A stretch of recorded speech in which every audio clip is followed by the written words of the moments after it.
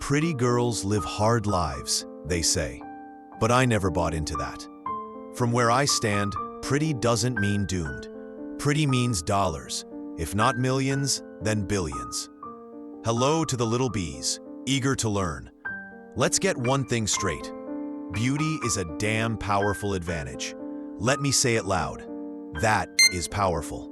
Because good looks are the first thing that grabs attention. Tell me, when was the last time someone hired a receptionist who looked busted? Never. Sent someone unattractive to meet VIP clients? Nope. And if it happens, yeah, it's rare.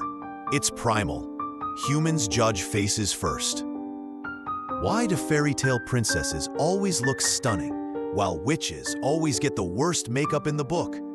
That's not coincidence. Fairy tales are old, like ancient old, and they reflect what societies always worshipped: good looks. So no, it's not just modern people who are obsessed with beauty. We've always been like this. But what about inner beauty? What about intelligence? Sure, but try standing in front of someone who's, let's be real, ugly as hell, lazy eye, crooked teeth, skin rough like sandpaper, and breath that hits you like something died last week. You really think you're gonna stick around long enough to see their beautiful soul? Let's be honest. But if someone's hot from the start, it's a different story. That visual advantage kicks in immediately.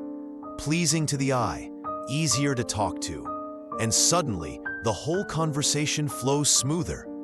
First impressions matter. Always have. Some say beauty fades, that no one stays young forever. True. But while you're still glowing, you're the flower sitting on a president's desk. If you don't try, though, you're just a wilted weed, waiting to be swept into the trash. And we haven't even talked about the ones who are both hot and talented. Those people, those ones don't get replaced. They outlast the noise. And if you've got no looks and no real skills to speak of, then maybe you're not in the best position to judge anyone. Let's be real. That pretty but dumb line, it's usually said by people who are neither pretty nor particularly bright.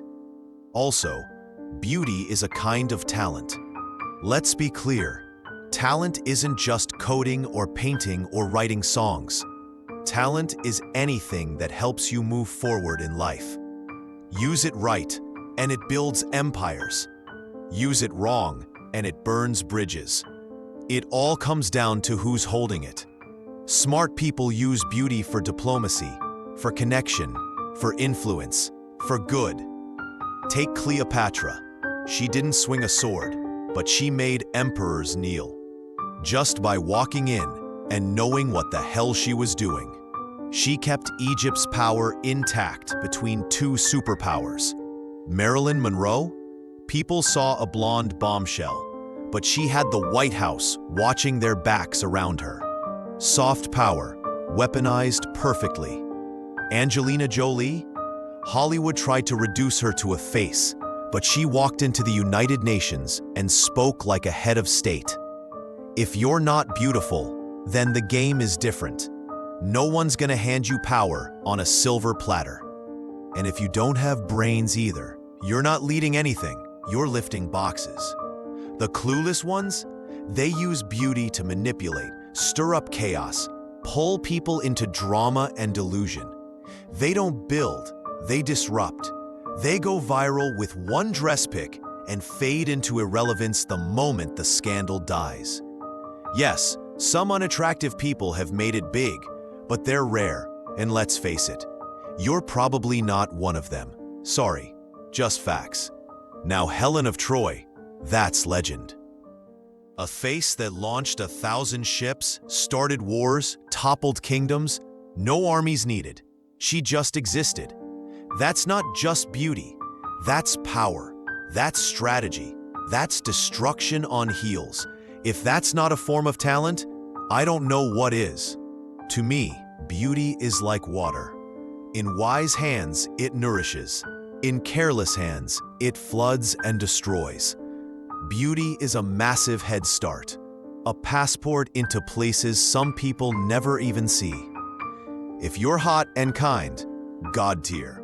But if you're not hot and you're also lazy, bitter, underdeveloped, sitting around waiting for someone to discover your greatness while you contribute zero to your own life, then yeah, you're not just unattractive, you're unbearable. I'm self-aware enough to admit I'm good-looking. That's why I try to balance it out by staying humble. Because if I were ugly, sluggish, selfish, and dumb as hell on top of it, honestly, I'd just log out of life. No need to drag the rest of us down with you. Because YouTube's algorithm favors videos with lots of likes and comments. So if this video hits you even just a little, I'd really appreciate it if you could take a second to hit like, drop a comment, and subscribe to the channel. That's all, but it means a lot. It helps this reach more people. And who knows, maybe it'll help someone else out there too.